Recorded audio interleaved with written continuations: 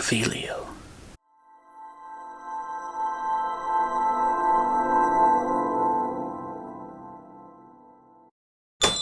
Welcome, wizards, witches, and nomads. My name's David Cicello, and thank you for taking the time out of your day and visiting my channel, Wands and Reviews.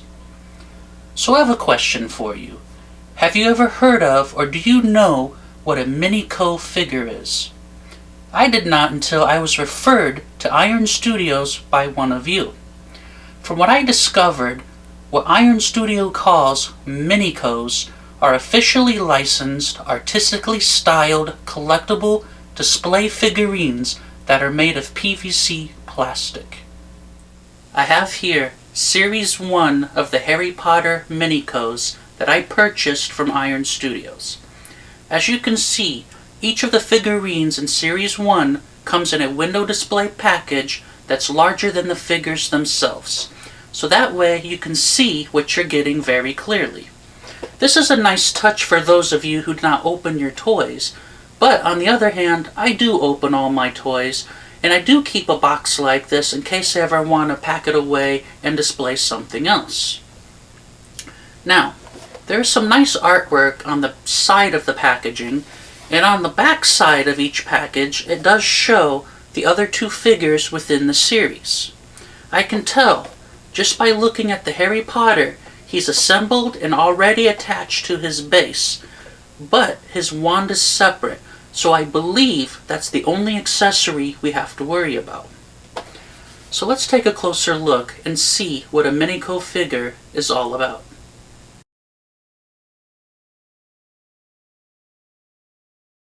I removed Harry from his packaging. Like I mentioned, his wand is a separate piece and it does fit into his hand.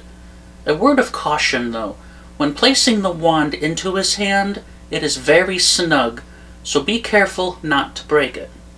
Harry is sculpted in an artistic style that is actually pleasing, and in my opinion, not so grotesque like some other art styles that are out there from other franchises and companies. Harry's head is fairly round like an egg, and a scar shows prominently. His glasses actually have plastic lenses in them and are not just hollow rims as many Harry Potter items tend to be. His left eye is a little off center. I feel it is up too high, making him look like he has a lazy eye or something. Otherwise, Harry has that look on his face like, "Come at me, I'm ready for you." He is wearing his Gryffindor scarf over his standard wizarding robes that are flowing with his outstretched arms. In his right hand, Harry is holding his wand that I've already placed in. The detailing on the wand is artistically done and not just a stick for this type of toy. Resting on his left arm is none other than Hedwig, his trusty owl. Hedwig is looking off to the left. I wish her head was able to turn, but maybe Hedwig sees a mouse in the distance that looks good to her. Harry is affixed to the black base that has the Harry Potter logo on the front. Now, I actually prefer black bases on display items like this, but in this case, maybe another color would have been better since Harry's robe, pants, and shoes are all black. Maybe the top of the base could have been a decal that resembles the floor of Hogwarts, or something just to break up the blending that is occurring. There is no articulation on this figurine that Iron Studios calls a figure. To me, a figure has articulation while a figurine does not, but I'm just nitpicking the terminology. For an artistically styled display toy such as this, I can say I'm impressed. But what impresses me even more is that Iron Studios took the extra time and effort to really make this figure stand out. By adding in those details on the wand, adding lenses to Harry's glasses, putting detailed feathers on Hedwig, and more. The attention to detail, even though artistically styled, it's present. The execution of this item, even though it has minor flaws, is above and beyond what I would expect for an item in this price range. So well done, Iron Studios.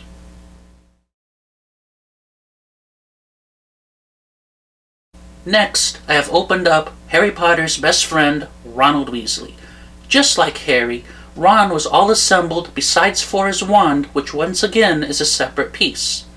The detailing on the wand is great, including the tape wrapped around from where it was broken. Starting with the head, Ron has that look of confused disappointment. I kind of wish there was some dirt on his nose, otherwise it's a great artistic sculpt. He is also wearing a Gryffindor scarf over his robes, just like his pal Harry.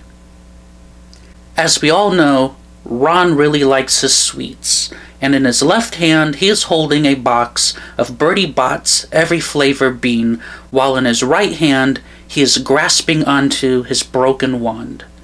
I already mentioned the detailing on the wand, and the Bertie Bott's Every Flavor beans is no exception. The effort put into the detailing is once again noticeable. And finally, for Mr. Ron Weasley, the base is black with the Harry Potter logo on the front. I have the same thought about the base, and perhaps another color would have been better since Ron's shoes, pants, and robe are all black. Again, a little contrast would have helped. I can say that I'm happy that Iron Studios did not just repurpose Harry Potter's body and slap Ron's head onto it. They could have, but they didn't, and that makes them a better company for not taking that route. So again, well done Iron Studios in your efforts for not taking any shortcuts.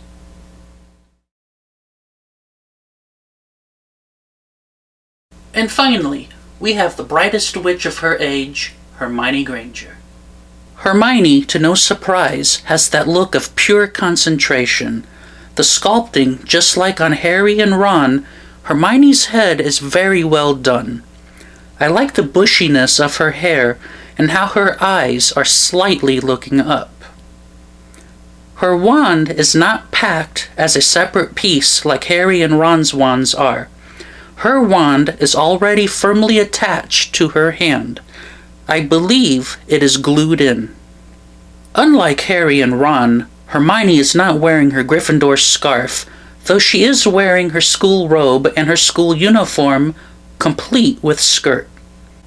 Her stance with her knees turned in make it feel that she was stopped in her tracks and she is ready to cast a spell, since Hermione is holding her wand in her right hand and an open spellbook in her left. The spellbook has writing details and imagery on it, and that is a nice added touch. The base, just like the other two, is once again all black with the Harry Potter logo on it. The all-black base this time works, since Hermione is wearing gray socks and you can see some skin, so there is a nice contrast.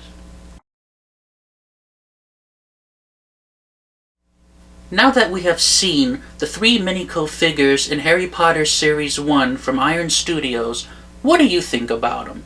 I personally think, for what they are, they're pretty good artistic interpretation of the main trio. Each of the figurines capture their unique personalities, look and feel of the characters. Iron Studios, in my opinion, went above and beyond of what I would expect in detail and quality for a figurine in this price range, even though there were a few minor flaws amongst them. If you would like to add any of these Series 1 Harry Potter MiniCo figures to your collection, you can purchase them directly from the Iron Studios website. I'll leave a link in the description below. I hope you enjoyed this video review today. If so, please click on that thumbs up button, and if you would, subscribe to my channel. I do appreciate it. And remember to share this video with your family and your friends. Thank you, and have an artistic day.